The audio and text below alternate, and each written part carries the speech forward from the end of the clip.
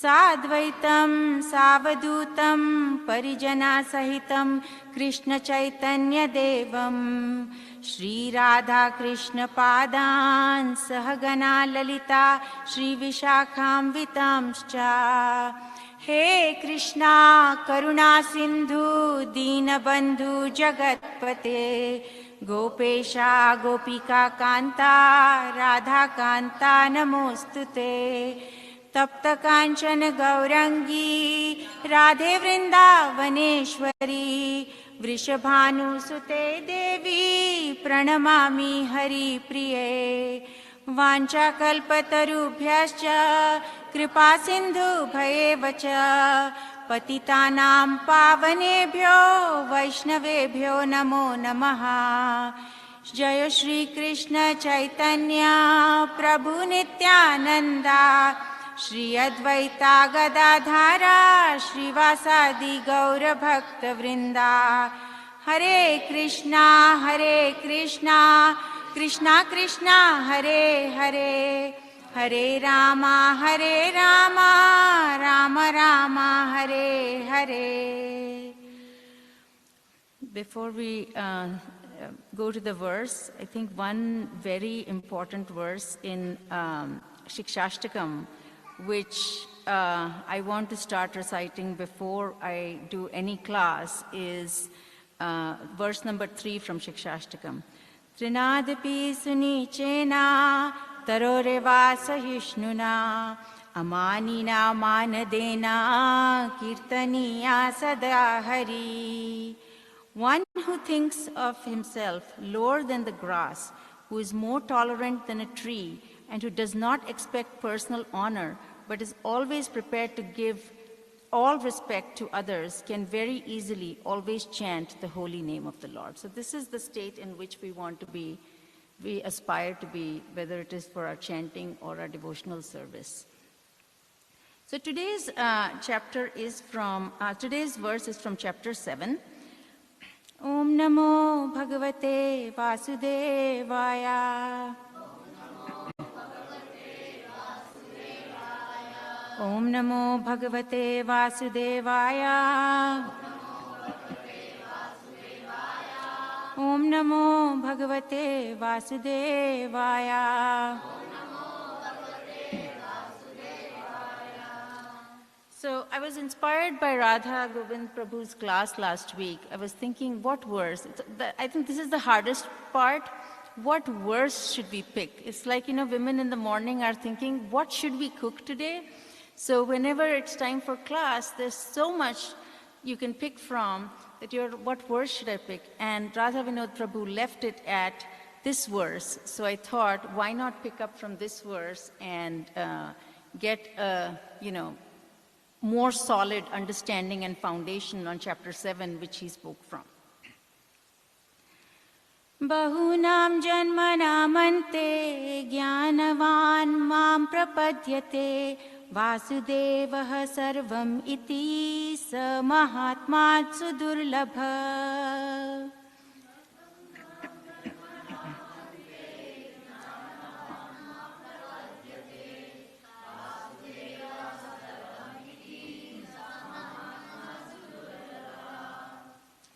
After many births and deaths, he who is actually in knowledge surrenders unto me, knowing me to be the cause of all causes and all that is.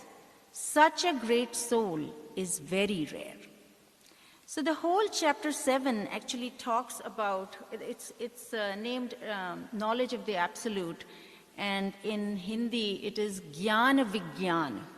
Because Gyan is knowledge, but Vigyan is scientific. So our scriptures, our Bhagavad Gita is scientific spiritual knowledge. It's not just mundane knowledge, as Vishnu was saying in his translation or interpretation, not just mundane knowledge. It is spiritual, scientific, transcendental knowledge.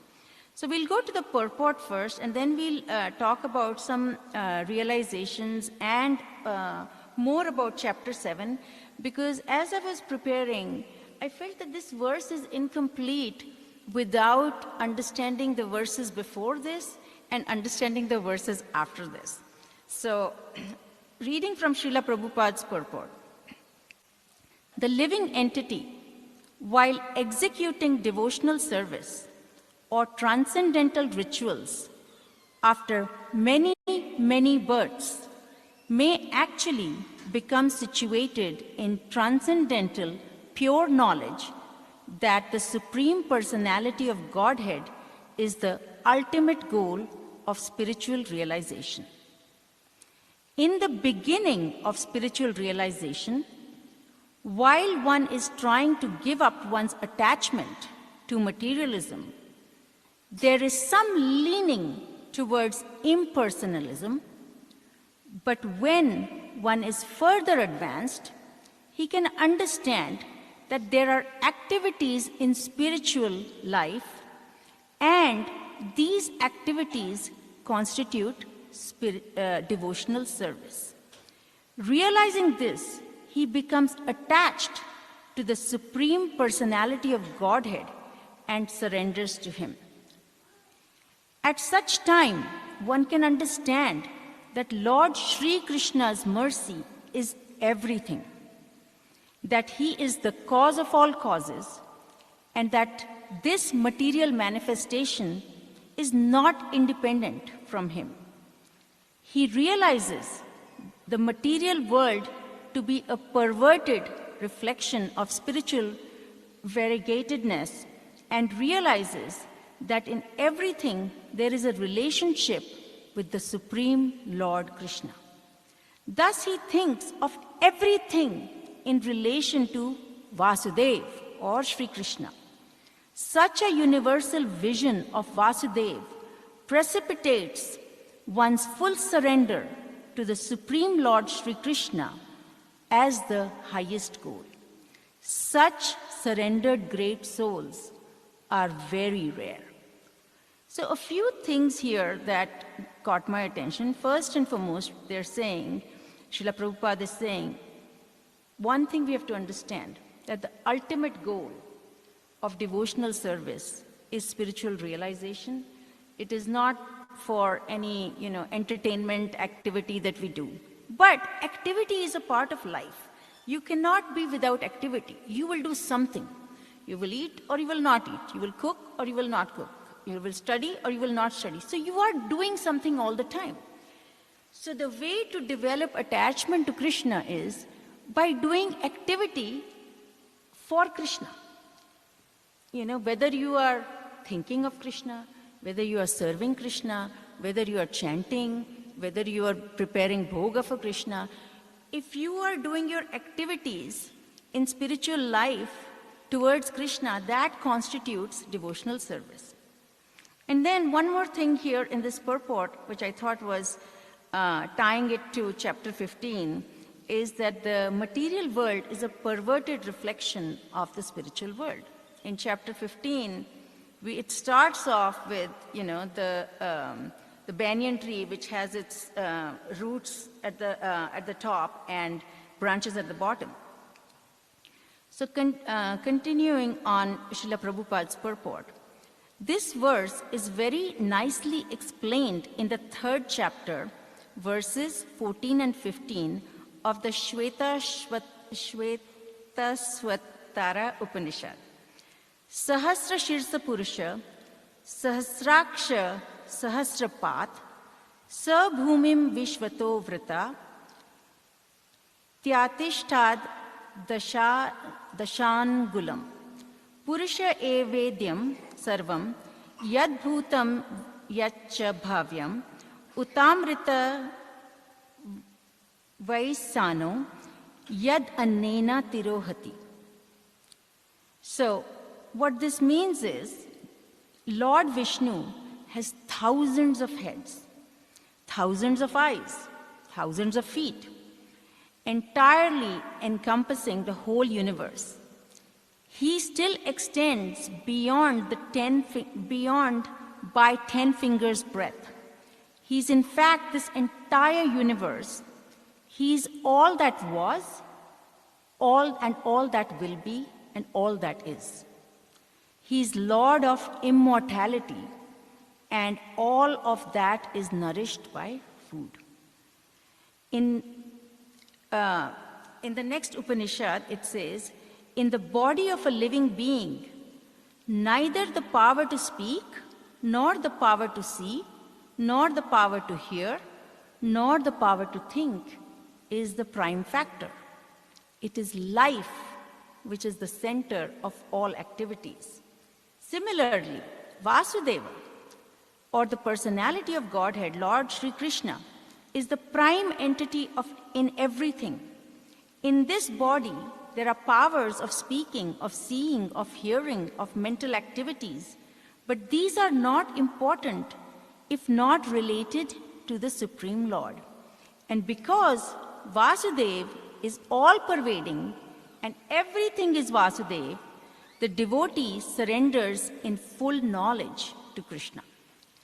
So, interesting thing is that we think that we did this, okay, we got this grade, we got this, we won this competition, somebody's going for science Olympiad, somebody's going for math Olympiad. They're working very hard for it. Somebody's, in American Idol, Indian Idol, all of that. And we're praising the person, right? We're praising, wow, what a genius this person is. What a great voice this person has, But where did they get these skills from? We have to praise. Yes, we praise the person, but we praise the Lord who gave them those skills. Because who are we to be proud of these skills? We don't own anything. Nothing that we have really belongs to us. We've borrowed this from Krishna for this lifetime, okay? So always remember, whether it is the beauty in nature or whether it is, a child who is excelling in everything they do, or whether you are at the top of, like people, have so much passion for celebrities. And it's funny that from childhood, I never thought anything high of celebrities, because I'm like, they're also people. And just because you see them in different ways, that doesn't make them special. So we should consider people who do something for us or who do something for Krishna as special, not celebrities who are in the business of coming out once a day. In Bombay, anybody who's been to Bombay knows most of the film stars will come out once a day, and there are crowds and crowds waiting there, and they'll stand for 5 minutes and wave, and people are like enamored by this. I have always wondered why, not after getting into Krishna consciousness, but even as a child. I remember on my first airplane flight, there was Dharmendra at the airport, and everybody was rushing towards him. And I saw him from a distance. I'm like, I'm not going to go rush towards him. He's just another person. So what if he's famous? He's just another person. And I was telling, when we were going to India this time, one of the Indian comedians, Hasan Minhaj, was at the airport. So I was telling Shreya, she said, why didn't you take a selfie with him? I said, I don't want to take a selfie with him. I don't care for him. He was at the airport, and that was it. So what I'm saying is, the important thing is not who you are or whether you are accomplished. The important thing is, where did they get this skill? Where did they get this good fortune from? That came from Krishna. So nothing is independent of Krishna. We should never think that I did this. Many years ago, a friend of mine was talking about her brother-in-law, and who came from a village. You've heard the story, rags to riches. You hear that all the time, right? So she was saying, he's a self-made man, and this and that. And I was like, okay, fine. I didn't like the tone, but I didn't know her too well, so I didn't want to say anything, because you don't want to be offensive of anybody. But I just felt something not right about the way she spoke. A few years later, her sister divorced from this person, and then it was like the complete opposite. This is such an awful person, and this and that. So we are just judging people. It's not about the skills, or we stop at the material level when we are in this life. We have to go beyond this material level and say, no, none of this is real. All of this is role play that we are doing in this life. And the reality is each of one has been given a role. And how we conduct our role is up to us, with how much passion we conduct our role. And all of us in this human birth were given one role, and that is to rebuild our relationship with Krishna. Some chose a different role. They say, I don't like this role, I'm going to go to a new role. And very few, very, very few who realized that this was the role for which they were here, they are moving to, they're trying to. Not all, I can't even say they're doing it in perfection. We are all trying to do our role. So whenever you see, hear, or realize that something is beautiful, something is amazing, remember this all came from Krishna and we didn't make this. Continuing on the purport, in this chapter, Lord Krishna explains that there are two paths a person can take in life. The path of ignorance, where people are attached to material desires and pleasures, and the path of knowledge, where people seek spiritual realization. He then explains that the ultimate reality is the Supreme Being, who is the source of all existence and is beyond this material world. Lord Krishna also describes the nature of the soul, which is eternal and unchanging. So, even though our bodies change, our environment change, what we carry with us from lifetime to lifetime is the unchanging and eternal soul.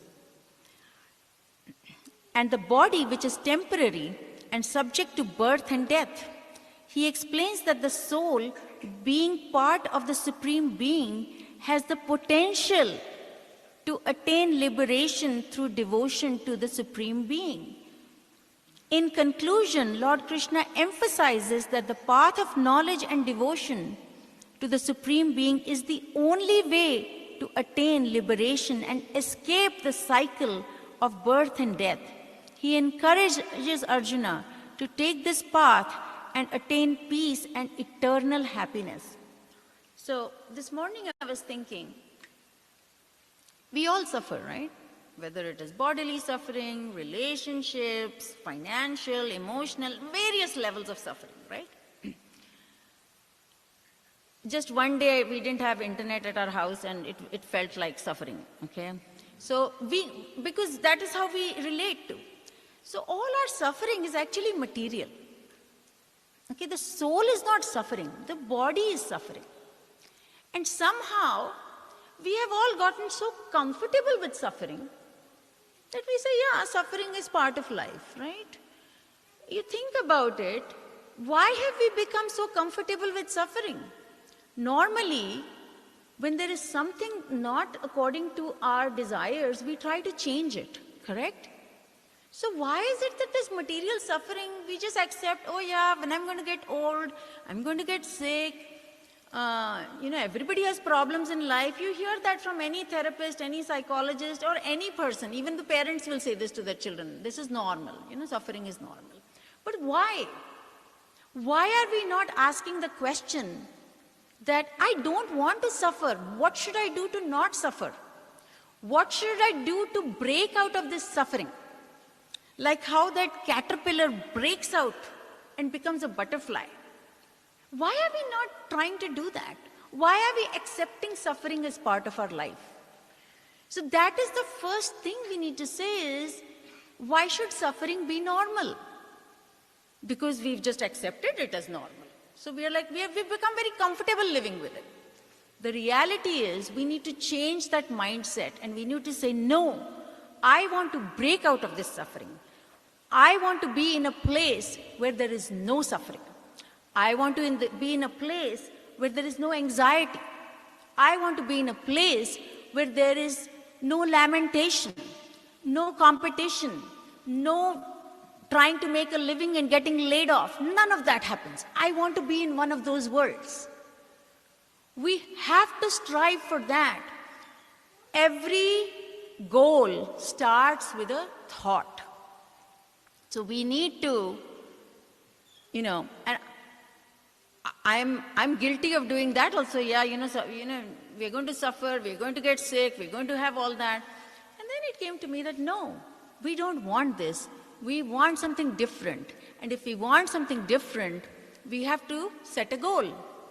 And when you have to set a goal, which is a very ambitious goal, they call it a big, audacious goal, then we have to set milestones. We have to set a path, a journey. And when we set that path, then we have to execute, take action on that path. If this is true for what we do in school, if this is true for what we do in office, then this is true for what we want to do to break out of suffering.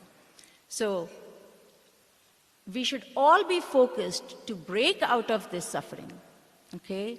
We don't want to come and study from kindergarten to 12th grade and then to, college and all of that, and then be in constant anxiety, and then worry about a job, and then worry about whether I'll have the job. We don't want that. We don't want bodily suffering. We don't want suffering from nature. We don't want suffering from people. So we need to break this cycle. And the only way to break this cycle is understanding Bhagavad Gita, following what Chaitanya Mahaprabhu told us, and then we will definitely break out of this cycle and we will reach that world where there is no suffering, no anxiety, no lamentation, no competition, no bank balance worries, no stock market worries, and we will be fully focused on one thing, enjoying when Krishna enjoys. Who doesn't want to enjoy? We all want to enjoy. I mean, it would be a lie to say I don't want to enjoy. We all want to enjoy. But our enjoyment is so little. And then our suffering becomes so big. So let's break this cycle. Let's say, I want to enjoy forever. And that doesn't mean enjoy in the material platform. This chapter will tell us more about how those people who try to enjoy in this material world, they really don't get enjoyment. So the Bhagavad Gita comprises of 18 chapters. And it is divided into 3 sections, okay? The middle 6, okay?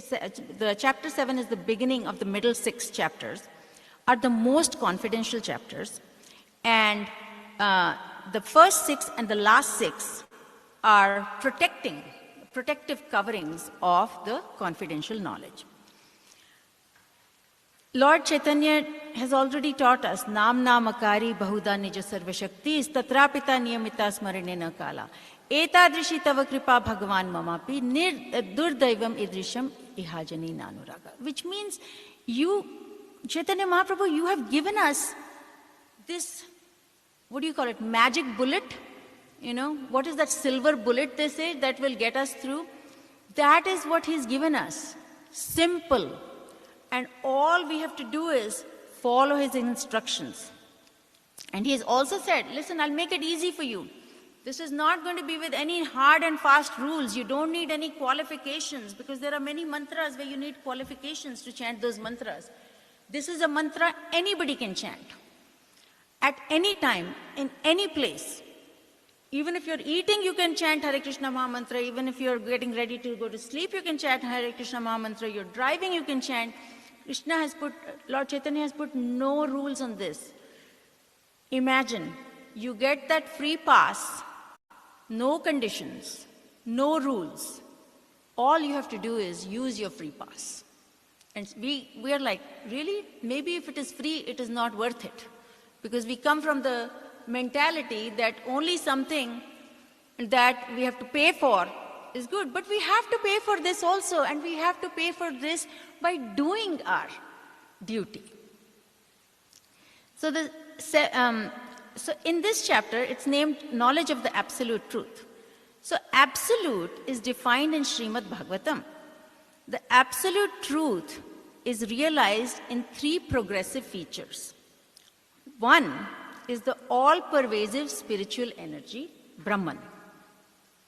Second, the higher than that is realization.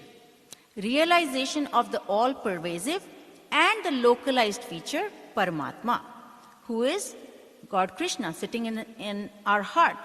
And actually, they have a They have a full transcript and a record of every activity we do. One time, I remember when I was a kid, we were at a stationery store and I liked a pencil, and my mother said that pencil is too expensive. I was maybe 5 years old. And I kept the pencil in my hand and nobody noticed, and I walked out with that pencil and I told my mother, look, you didn't have to pay for it because it was expensive. My mother said, why did you do that? I said, nobody saw it. She said, Krishna saw it. Krishna sees everything. She took me back to the store. She made me apologize and made me return the pencil, and she said, there is no way I'm buying you this pencil, because now even more so because you did this. You have to understand, even if nobody is watching you, Krishna is watching you. That is why they also say a devotee's conduct is not what they present in front of everybody. It is what you do when nobody is watching you. It is your relationship with Krishna. Only Krishna and you know the truthfulness and loyalty of this relationship. Others may think, oh, you're such a great person and this and that. No, that is all exterior. The reality is that is not important. What is important is how Krishna sees us. And that is what we are working on. So, the second part of absolute truth is realizing the pervasive Brahman and the localized feature Paramatma. And then the ultimate feature of the absolute truth, Bhagavan, realizing Bhagavan as the Supreme Personality of Godhead, who is the speaker of Bhagavad Gita. So throughout Bhagavad Gita, they say, what do they say?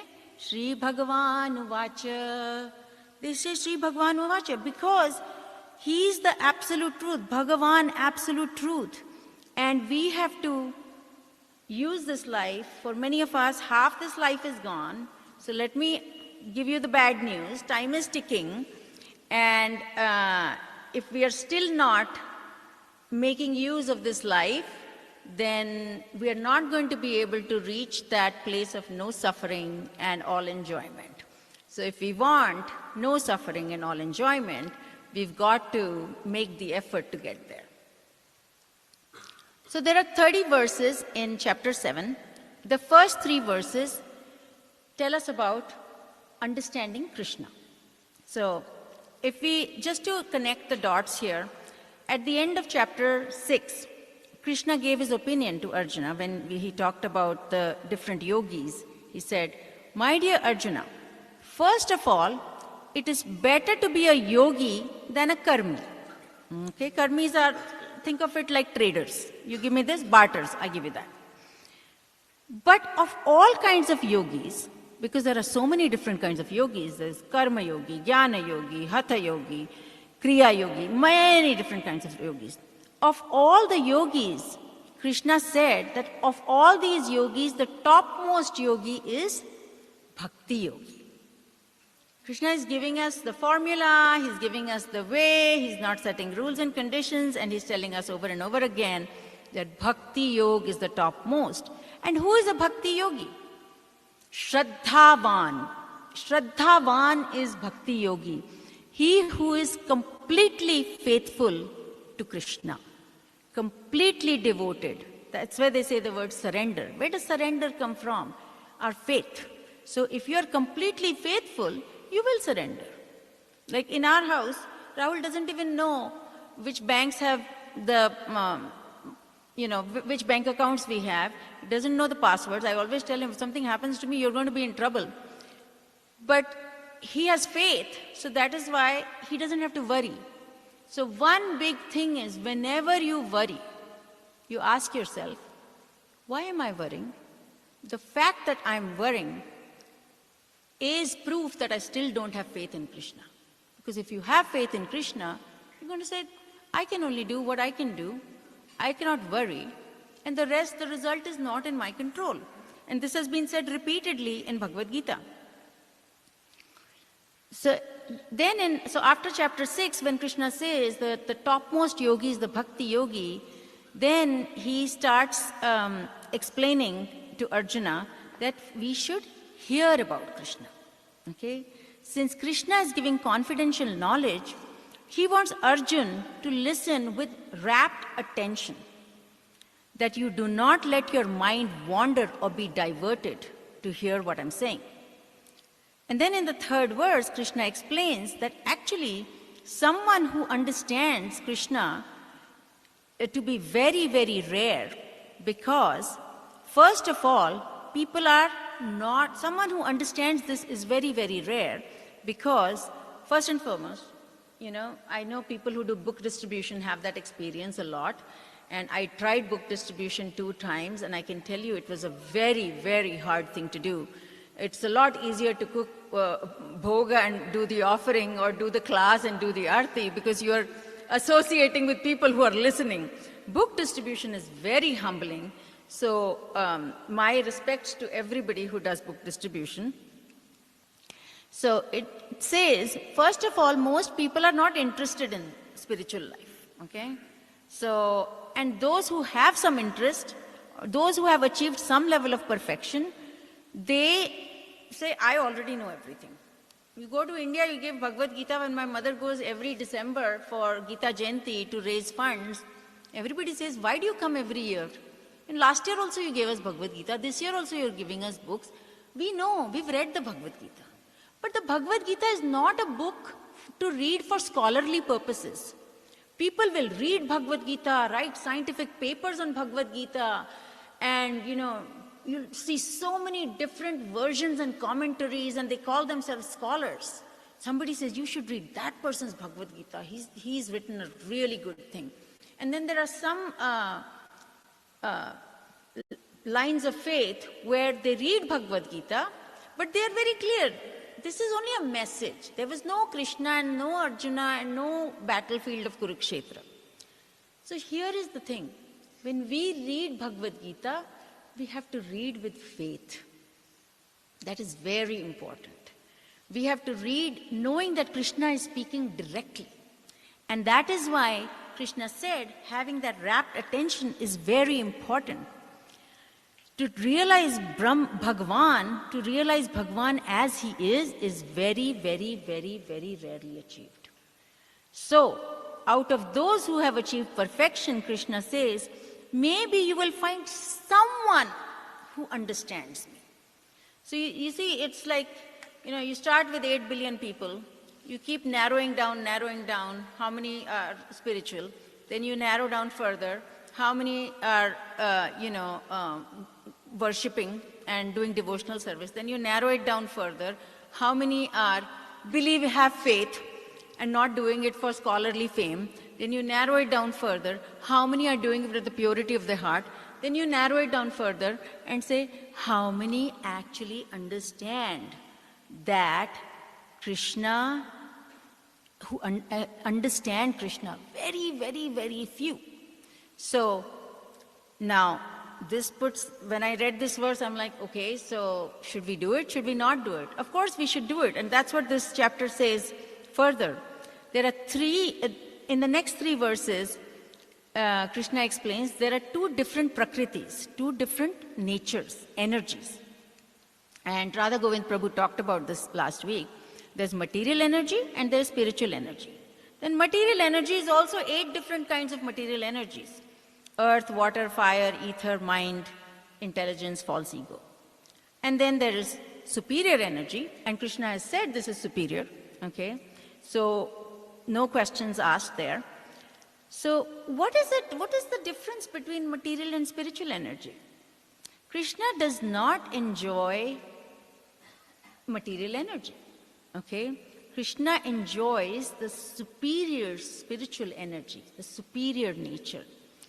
And in this section of Bhagavad Gita, Krishna says, what is the spiritual nature or energy which is superior to material energy? It comprises of living entities, jiva, which was the very first thing that Krishna explained in Bhagavad Gita in chapter 2. You are not the body, you are the soul. He explained the difference between matter and spirit. So this is the first thing we need to understand, and the verse today that the children covered also covered this, that I am not the body, because this body is of inferior nature. It's made of a material, right? The soul, the nature of the soul is spiritual and superior energy. We invest a lot of time in this body, okay? Feeding the body, which we need to do for survival, because if we don't have a body, then how will we do any activity? You know, taking care, vitamins, healthy food, do all of that, right? So it is our duty, Krishna has given us this body, it is our duty to take care of this body. But it is our duty, prime duty, to take care of the soul. You never find gyms for the soul. You only find gyms for the body, right? We probably need to start a new concept. This is soul gym. So Krishna says these living entities who are in the material world, they are trying to exploit the material energy for sense gratification. They are utilizing it to serve, or they are utilizing it to serve him. So there are two kinds of people. One who only I want to maintain my beauty, my health, you know, whatever it is, because it gives me satisfaction, it makes me happy. And one who says, I have this wealth, I don't want to use it necessarily for buying all those brand name handbags or shoes or whatever. It's not important to me. What's important to me is how I serve Krishna with those resources. So we talked about resources earlier. Who gave us these resources? Krishna did. And the best way to utilize these resources is in service of Krishna. So coming to the material, there are two purposes of material energy. Because then I wondered, so why is there material energy? Why wasn't everything just spiritual energy, right? If Krishna says spiritual energy is superior, then why did we get material energy? Why did he give us this inferior energy? There are two purposes. Coming to the material world, the soul has two options, okay? Some souls are trying to enjoy this material energy. The material energy was not made for us to enjoy it. It was actually made for us to use it in service of Krishna. And because we enjoy this material energy, exploit all nature's resources, that is the root cause of misery, okay? Everyone is fighting. Everybody wants to be more dominant than the other. I've seen it at, spiritual places also. I've seen it in material places also, because we are not able to overcome that material energy. And everyone is there thinking, who can get maximum enjoyment? One day Gautam Adani is world's richest person. One day Elon Musk is world's richest person. They keep posting these lists of top schools, top people, most influential. Why? Why? Because everybody is focused, all the groups who are focusing, 99.9% of the world is focused on material energy, and you will only put in front of people what sells. So we're constantly trying to get enjoyment, dominance. So that is what the material consciousness is. But Krishna did not give us this material consciousness for just our need.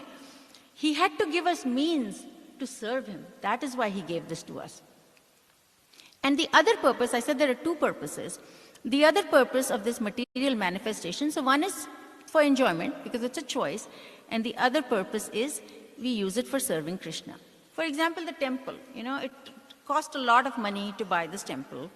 But it is made of material elements, okay?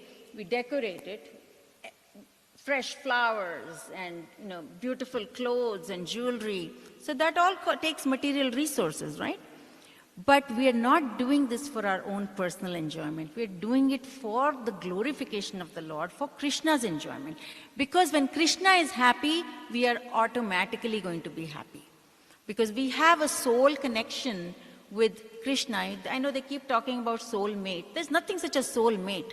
If we have any soul mate, it is Krishna. Okay?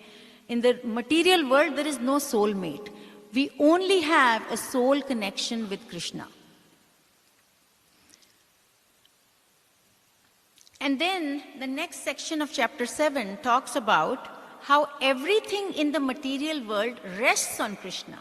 And Radha Govindas covered this last week, that it's like the pearls resting on the thread.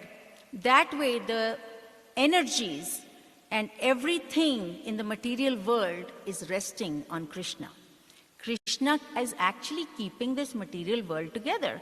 I mean, can you imagine if if the sun decided not to rise, or if weathers were, we had complete winter for the whole year, there would be disaster materially.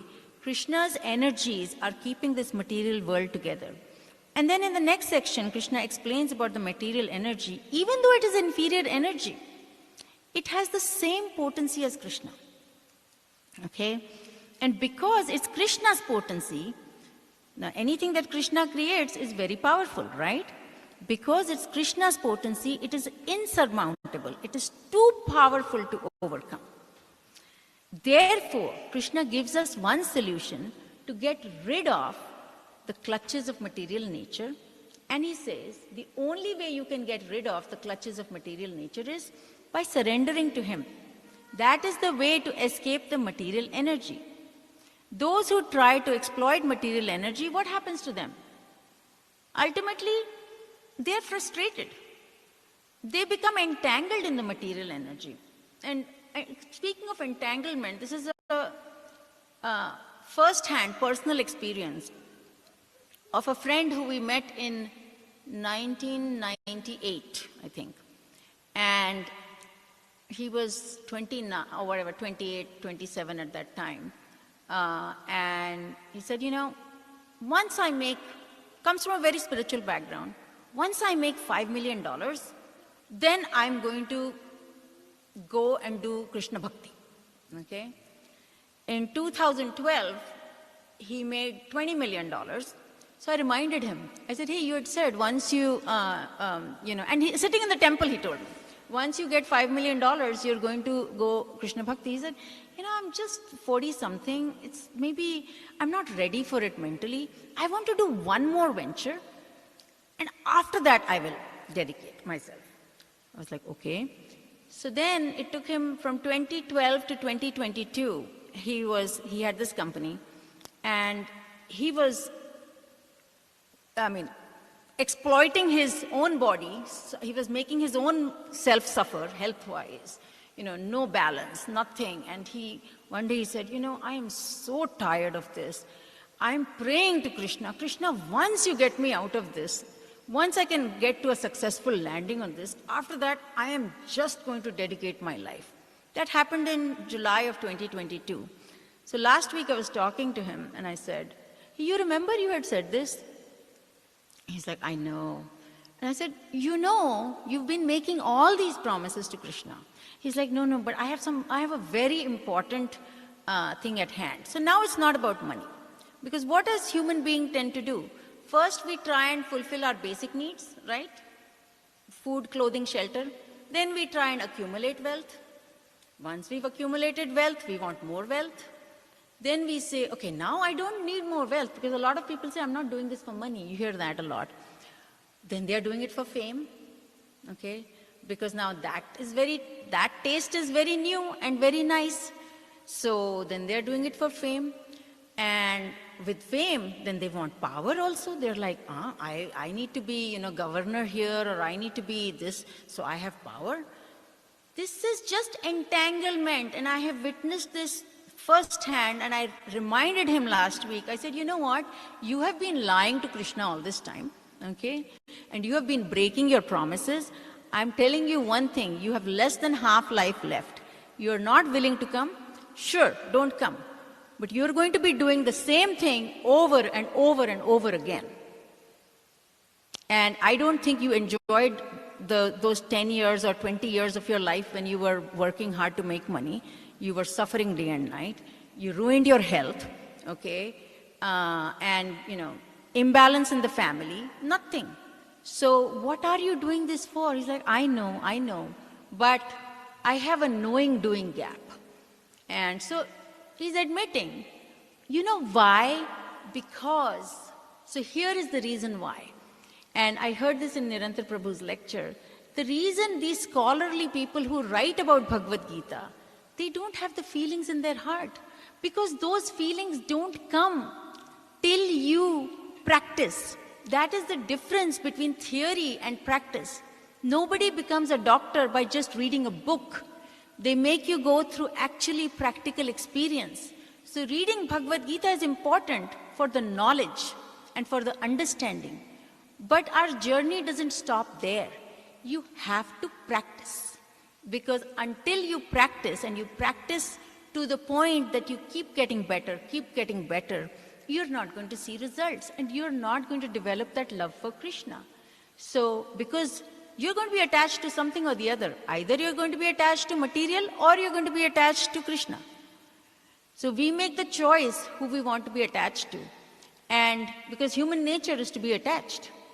So the more we keep pushing ourselves in the direction of attaching ourselves to Krishna, the more we will be less attached to material world.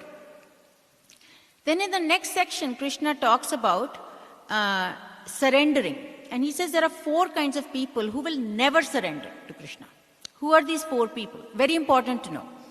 They are known as mudhas, those who work day and night trying to exploit the material nature and think that they are the controller. They are like, I'm not surrendering because I have a lot to do, and Krishna is not going to pay my bills, so I have to do all this. So that is the first sign, mudha. Then there are those who think of themselves as very learned. We talked about scholarly people, very learned. And because they are so puffed up in their own abilities and they think, I did this, they're like, why do I need to surrender to Krishna? Because I understand everything, so I don't need to surrender to Krishna. And then there are those, the Naradma, the human beings who have no interest in understanding. And therefore, they are called 2-legged animals. Because you have no interest, you are just wanting to enjoy life, exploit life. And you're saying, I don't need to do all this. I want to know when is the next, how do I give my body the next enjoyment? They think the purpose of life is to enjoy. You must have heard people say, you live only one life, so live it fully. I say, you live only one life, so live it carefully. Okay? Make it meaningful. Durlabha manava janama satsange taraho e bhava sindhure. This human birth is very rare, and we read in the verse that even in this human birth, one who understands Krishna is very, very, very rare. And the only way we can break through this cycle of misery and suffering is by crossing that ocean. Think of it, if you have to cross an ocean, you cannot swim. You need the right boat that can get you there, and this is the boat.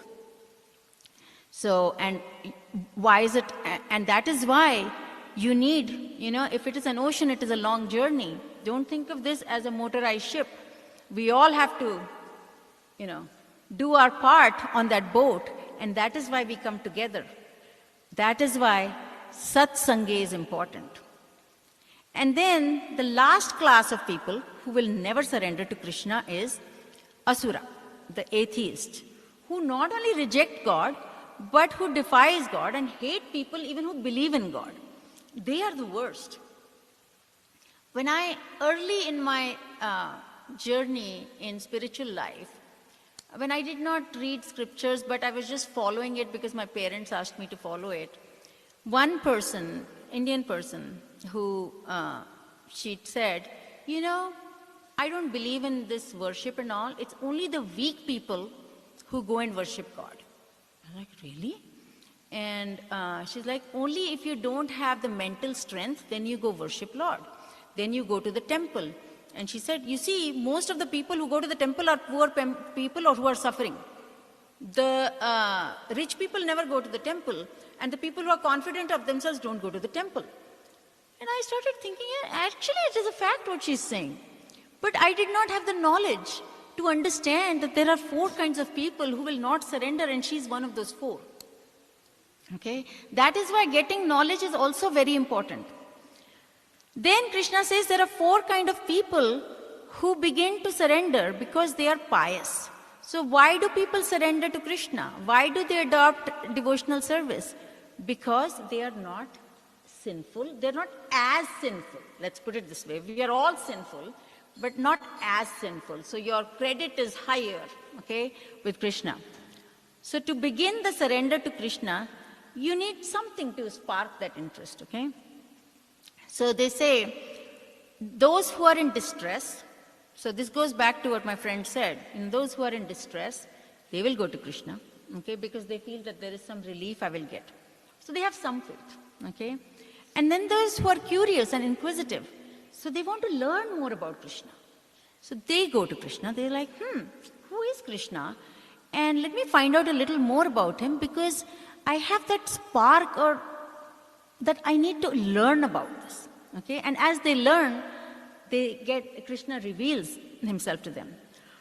And then there's a person who wants to come to the and then there is the person who wants and will come to the understanding. Then there's somebody who says, no, I just want to go to Krishna. I have this inner desire, I have this attraction to Krishna. They have factually acknowledged that they have a spiritual master, they want to accept the Shastras, that is the fourth kind of person. And then they are on the quick path to Krishna. So there are many different journey points, and I'm sure we also started from one of those journey points, and everybody is at a different point in the journey. So keep preaching, but do not get frustrated, and do not disrespect somebody who is farther behind in their journey, because then we are not being humble and we are not giving respect to others. And then the next section of this chapter is called referred to as the facts regarding demigod worship. So in 4 verses, Krishna explains why he does not approve and why he does not recommend the worship of demigods. First of all, Krishna says people who are worshipping demigods because, they want to enjoy material things. So really their heart is not clean. They're like, okay, I will go and pray for this, and then God give me this, then I'll do that. They come into the barter trade. And they think that if I worship demigods, I'll get my desires fulfilled. Very motivated. Krishna says that even though their hearts are hankering for material desires, they do not know that the demigods are not independent. Demigods cannot satisfy or fulfill desires independently. Those demigods who everyone worships, regardless of the name, okay, is not independent. They must get sanctioned by Krishna. There is this verse, Maiva Vihitan Hitan. This means, but in actuality, these benefits are bestowed by me alone. So the demigod has Krishna in the heart. Durga Devi is worshipping Krishna. Lord Shiva is worshipping Krishna. They have Krishna in their heart. And when Krishna in their heart actions them, okay, you can grant this, then somebody's material desires are fulfilled. Another reason Krishna does not approve worship of demigods is that anything we achieve from demigods is material. And everything that is material is limited and temporary. Okay? So, what does the soul need? The soul does not need something that is limited. The soul needs unlimited fulfillment, unlimited happiness. So, material fulfillment is limited, so it will never be enough. So, I still remember a few years ago, and it took me some real life experience to witness this. I was working very hard for my promotion, okay? Very hard. I mean, did 12, 14 hours of work, did everything, left nothing. Everything was perfect, got promoted, got a good salary increase. Was very happy for a few days.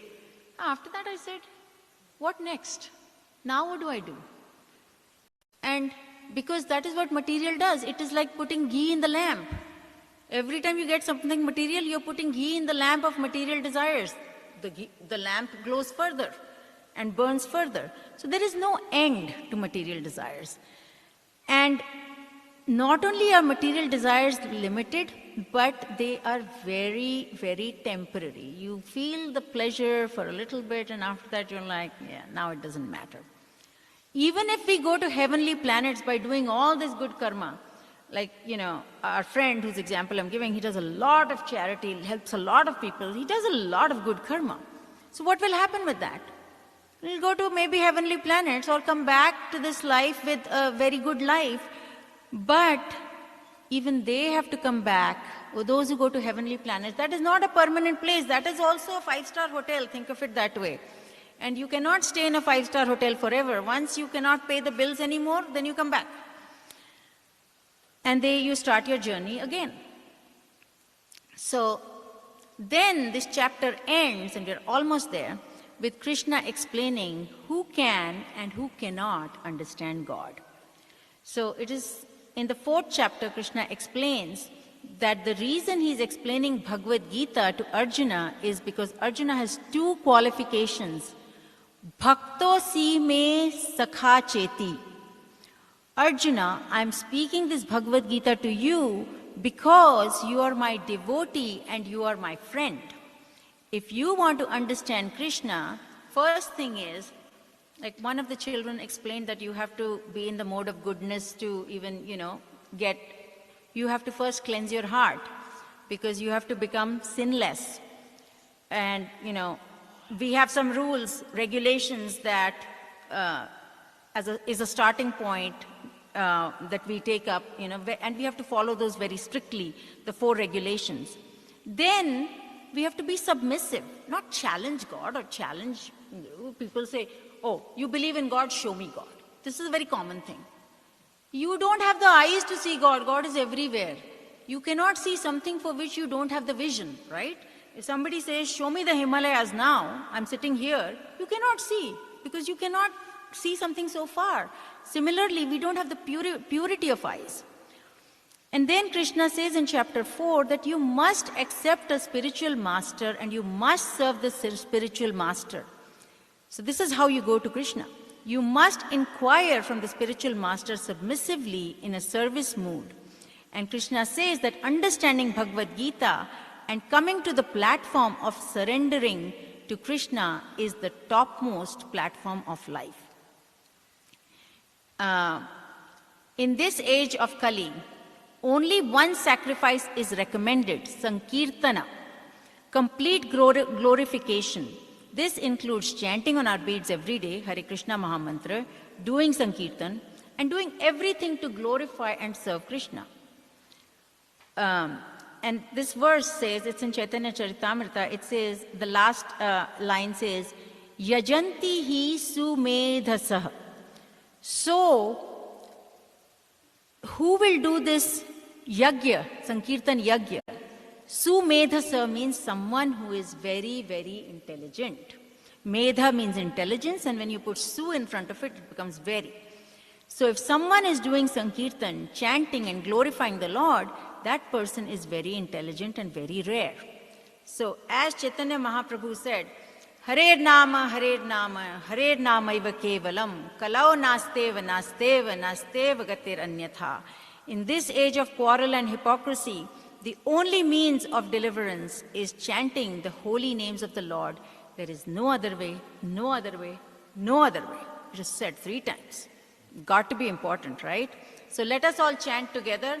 Hare Krishna, Krishna Krishna, Hare Hare, Hare Rama, Rama Rama, Hare Hare.